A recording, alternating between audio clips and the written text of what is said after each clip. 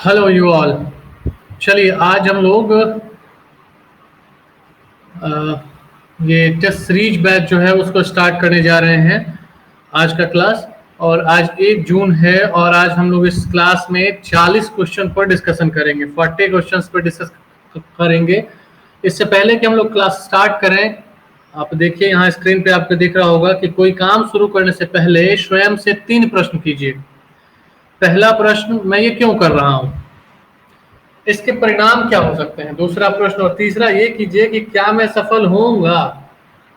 और इन तीनों पर गहराई से सोचने के बाद जब इन प्रश्नों के संतोषजनक उत्तर मिले तभी आप आगे बढ़ें।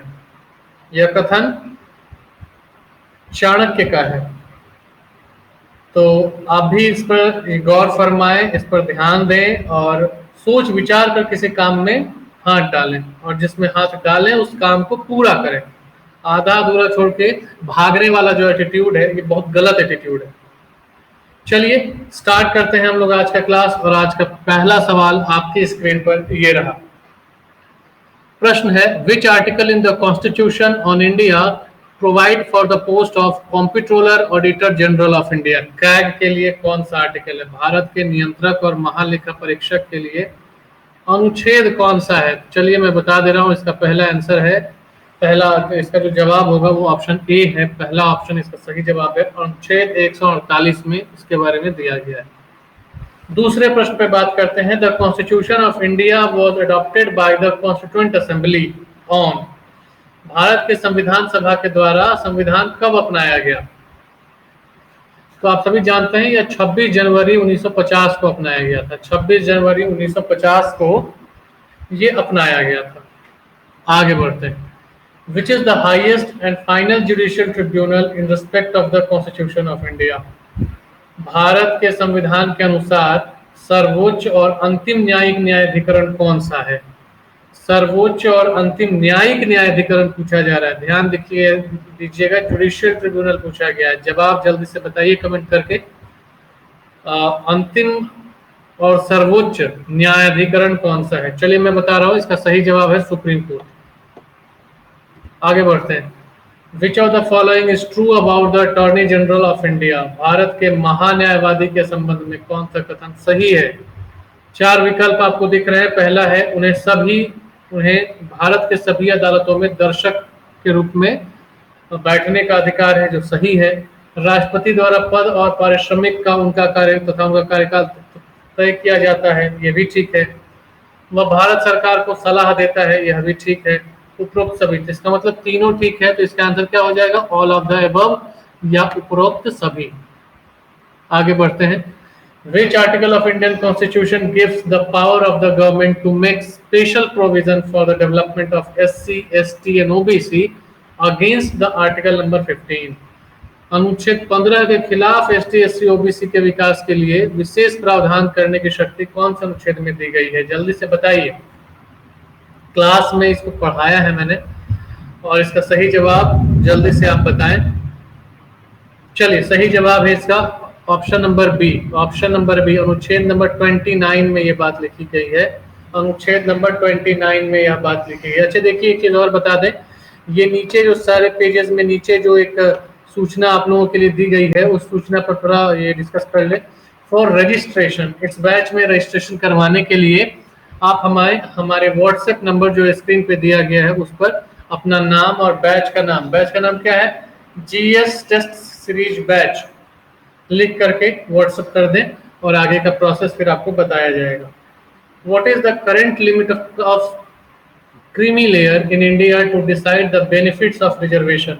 भारत में वर्तमान में जो है वो क्रीमी लेयर की वर्तमान सीमा क्या है। क्रीमी लेयर की वर्तमान सीमा देखिए, पहले ये सीमा 8 लाख थी, अभी पिछले वर्षों प्रधानमंत्री मोदी जी ने इस सीमा को इंक्रीज करवा दिया है, बढ़ा दिया है, और अब यह सीमा 12 लाख रुपए वार्षिक हो गई है। अगर भारत में कोई व्यक्ति 12 लाख रुपए या उससे अधिक वार्षिक कमाता है तो वह क्रीमी लेयर की सीमा को पार कर गया है और अब से इसके बेनिफिट्स जो है वो नहीं मिलेंगे। अगला प्रश्न है, what is the maximum strength of Lok Sabha invested by the constitution. संविधान के अनुसार लोकसभा की अधिकतम सदस्य संख्या कितनी हो सकती है। चलिए इसका जवाब है 552 सदस्य। Procedure for the amendment of constitution is taken from, Bharat में संविधान संशोधन का जो प्रारूप है वो कहाँ से लिया गया है? संविधान संशोधन का प्रारूप कहाँ से लिया गया है ये तो बताइए जल्दी से, इसका आंसर क्या होगा? साउथ अफ्रीका से लिया गया है। चलिए इस पर भी जरा हम लोग गौर फरमा लेते हैं। Join us through our paid GS test series batch on Teachmint app, और इसको करने के लिए आपको क्या करना होगा? दिए गए नंबर पे अपना नाम और बैच का नाम लिख करके व्हाट्सएप कर देना होगा। यह एक पेड बैच है, ध्यान रखिएगा। आगे बढ़ते हैं। The concept of federal system in Indian constitution is taken from, federal system कहाँ से लिया गया है? तो देखिए दो चीजें याद रखनी है। फेडरेशन जो है वो 1935 के एक्ट से लिया गया है, और कनाडा से उसी फेडरेशन में एक चीज और जोड़ी गई है, क्या कि federal structure with strong centre, केंद्र सरकार मजबूत होगी। तो इसका सही जवाब होगा कनाडा से, ऑप्शन नंबर डी। आगे बढ़ते हैं। Emergency provision in Indian constitution is taken from, भारतीय संविधान में इमरजेंसी के जो प्रोविजंस हैं वह किस देश के संविधान से लिए गए हैं? तो मैं आपको बता दूं, इमरजेंसी प्रोविजंस जो हैं वह जर्मनी के संविधान से लिए गए हैं, जर्मनी। ऑप्शन नंबर डी इसका सही जवाब होगा।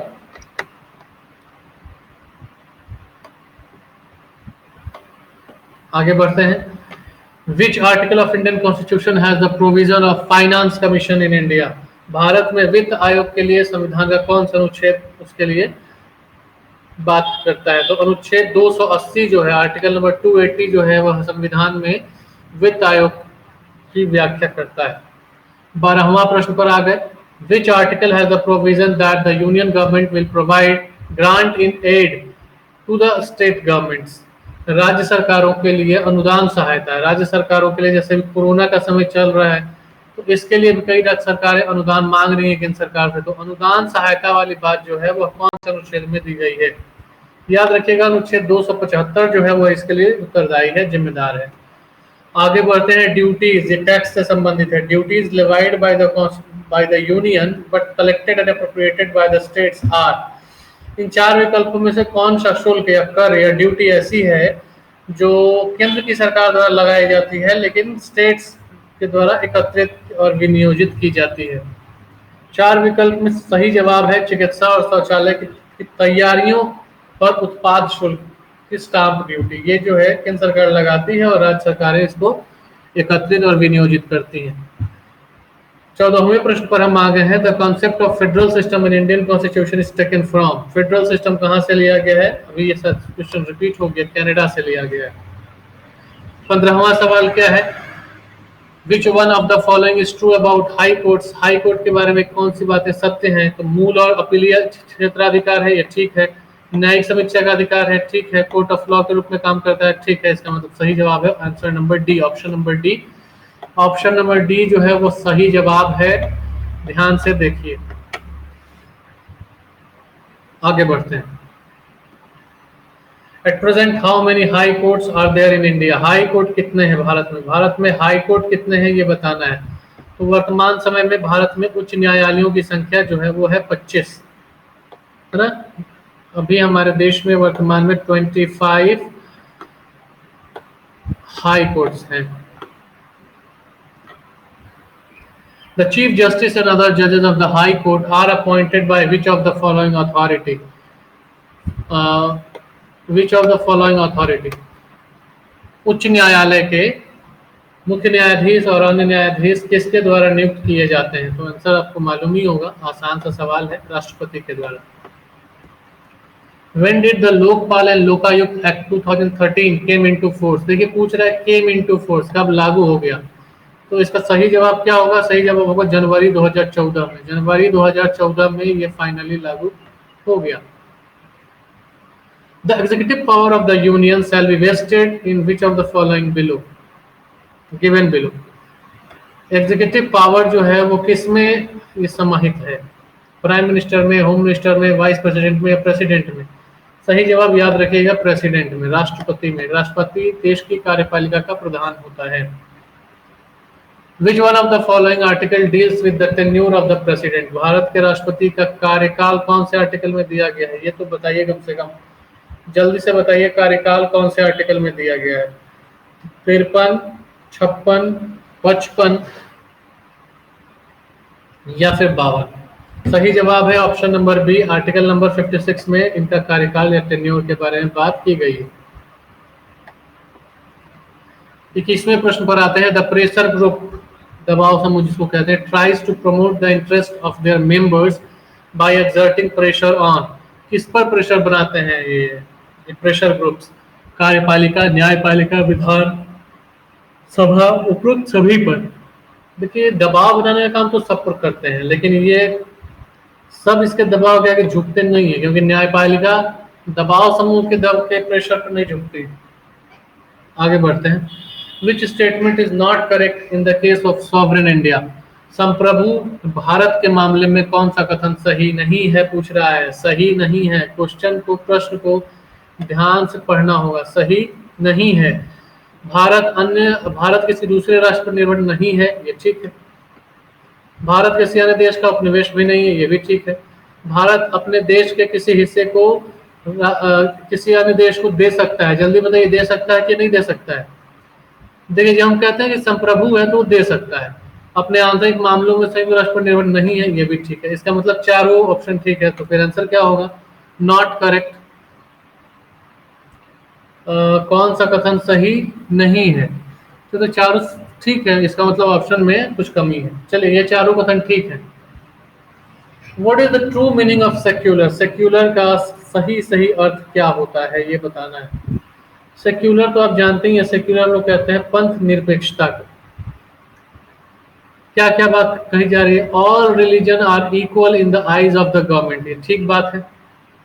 सरकार की निगाह में सभी धर्म एक समान है। Special importance to a religion related to minorities. अल्पसंख्यकों से संबंधित धर्म को विशेष महत्व है, ऐसा कुछ नहीं है। सरकार द्वारा किसी एक धर्म को प्रोत्साहन, ये भी नहीं।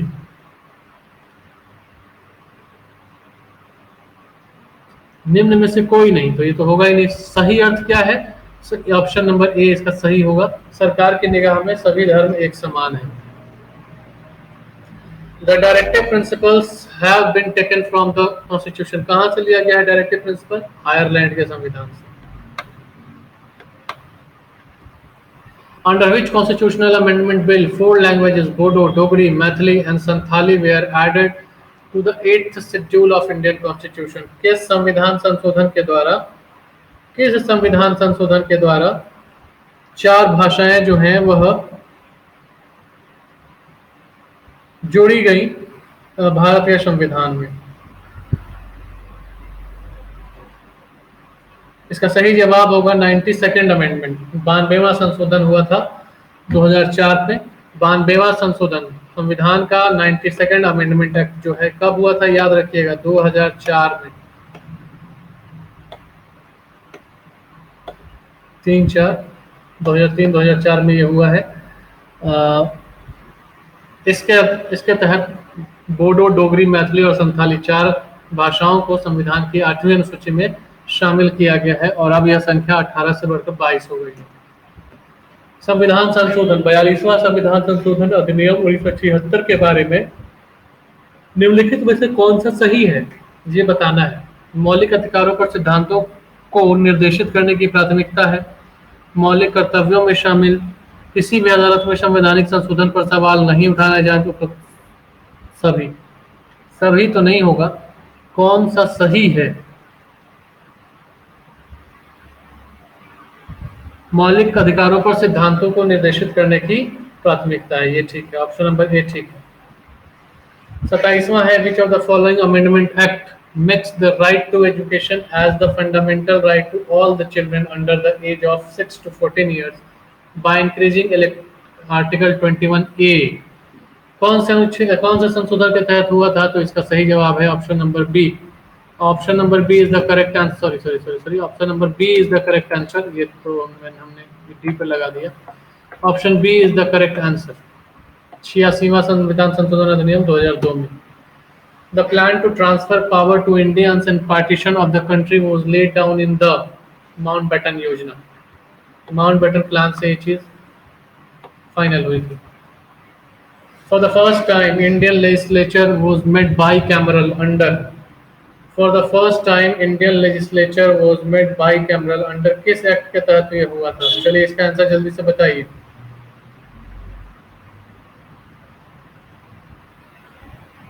सही जवाब क्या है जल्दी से बताइए। For the first time Indian legislature was made bicameral under which act? ये आपको बताना है। 4 विकल्प दिए गए हैं और इसका सही जवाब होगा आर्टिकल 1919 सॉरी ये एक्ट था 1919 का अधिनियम, गवर्नमेंट ऑफ इंडिया एक्ट 1919 में लेजिस्लेचर को बाईकैमरल कर दिया गया। 1919 होगा ऑप्शन में, यहाँ पर मिस्टेक से गलती लिखा गया है 1919।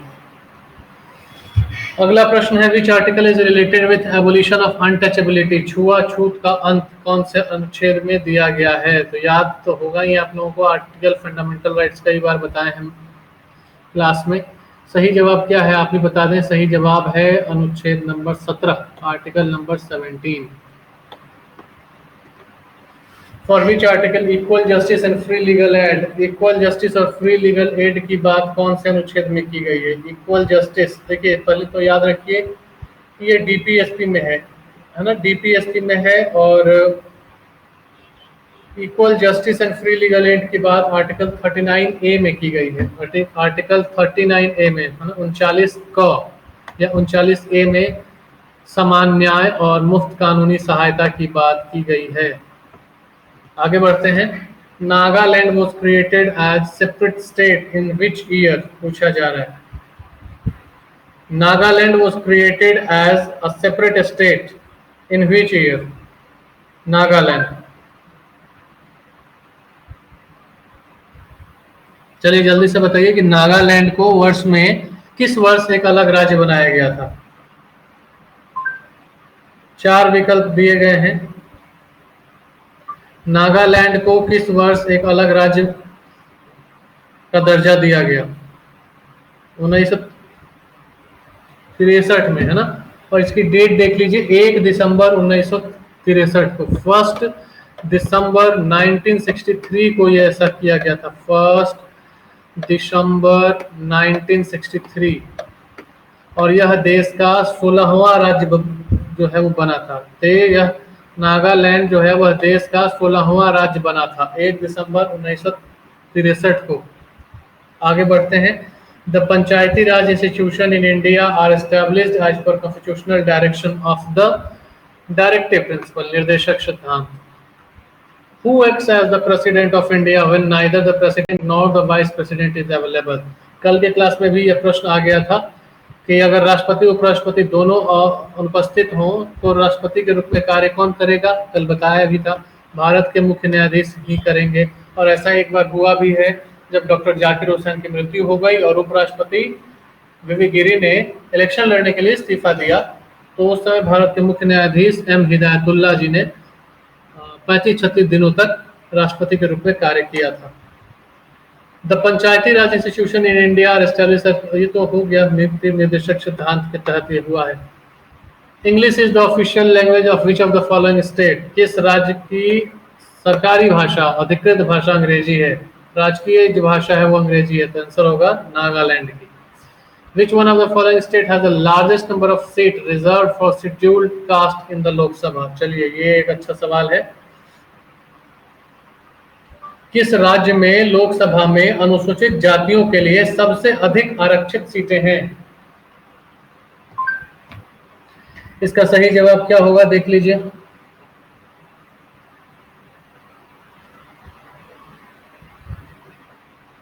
उत्तर प्रदेश इसका सही जवाब है, उत्तर प्रदेश। 37वां का आंसर होगा उत्तर प्रदेश। उत्तर प्रदेश राज्य में लोकसभा में अनुसूचित जातियों के लिए सर्वाधिक आरक्षित सीटें हैं। और तीसरे प्रश्न पर अब हम आ गए हैं। The authority to alter the boundaries of state in India rests with the, Bharat में राज्यों की सीमा में परिवर्तन का अधिकार किसको है? राष्ट्रपति को है, प्रधानमंत्री को है, राज्य सरकार को है या संसद को है? तो सही जवाब होगा पार्लियामेंट के पास ये अधिकार है, संसद के पास ही केवल यह अधिकार है कि वो ऐसा कर सकती है। 39वें प्रश्न पर आ गए हैं कि the concept of welfare state is found in the Indian constitution in the fundamental duties में, प्रियम्बल में, डायरेक्टिव प्रिंसिपल्स में और फंडामेंटल राइट में। कल्याणकारी राज्य की अवधारणा कहाँ है? तो कल्याणकारी राज्य की अवधारणा जो है वो नीति निदेशक सिद्धांतों के साथ है, नीति निदेशक सिद्धांतों के साथ है, ध्यान पे याद रखिए। 40वें और आखिरी प्रश्न, आज के इस टेस्ट सीरीज का आखिरी प्रश्न आ गया है। चलते चलते हम अपने मंजिल तक पहुंच चुके हैं। आखिरी प्रश्न है आज का 40वां प्रश्न, who appoints the member of UPSC, union public service commission, संघ लोक सेवा आयोग के सदस्यों की नियुक्ति कौन करता है? आपको मैंने क्लास में कई बार बताया है कि हायर ऑफिशियल्स की, सारों हायर ऑफिशियल्स जितने हैं इंडिया में, उन सभी की नियुक्ति देश के राष्ट्रपति के नाम से होती है। तो सही जवाब क्या होगा? The president of India. The President of India is the authority who appoints the members and chairman of UPSC. चलिए जाते जाते एक आप लोगों के लिए सुविचार है, जिसके पास धैर्य है वह जो चाहे वो पा सकता है। धैर्य, पेशेंस बहुत जरूरी है। आप सभी विद्यार्थी, आप सभी चैंपियंस जो एग्जाम की तैयारी कर रहे हैं, मन लगा करके with patience and with dedication आप अपनी तैयारी में लगे रहें। आज नहीं तो कल वो दिन आएगा जब आप अपने को सफल व्यक्तियों में गिनेंगे। तो ये बेंजामिन फ्रैंकलिन का स्टेटमेंट है, इसको ध्यान पे रखते हुए आप अपनी तैयारी करें। जीएस, कंप्लीट जीएस और current affairs test series batch जो ये चल रहा है, ये प्रतिदिन 10:30 से 11:30 बजे की क्लास होती है। स्टार्टिंग बैच स्टार्ट होने का टाइम फिक्स है 10:30 बजे, खत्म होने का टाइम फिक्स नहीं होता है, कभी जल्दी खत्म हो जाता है, कभी थोड़ी देर से खत्म होता है। यह एक पेड बैच है, 199 रुपीज मंथली पे करके आप इस बैच से जुड़ सकते हैं। इसमें हम लोग जीएस और करंट अफेयर्स पर विस्तृत रूप से बात करते हैं। यह बैच टीचमेंट ऐप पर चलाया जाता है। अगर आप में से कोई भी विद्यार्थी, कोई भी चैंपियन इस बैच से जुड़ना चाहता हो तो स्क्रीन पर नीचे दिए गए नंबर, व्हाट्सएप नंबर है वो, उस पर आप अपना नाम और इस बैच का नाम लिख करके हमें व्हाट्सएप करें। आगे की प्रक्रिया वहां आपको बता दी जाएगी। इस सेशन में लास्ट तक हमारे साथ बने रहने के लिए थैंक यू वेरी मच। मिलते हैं कल इसी सेशन के साथ। जय हिंद।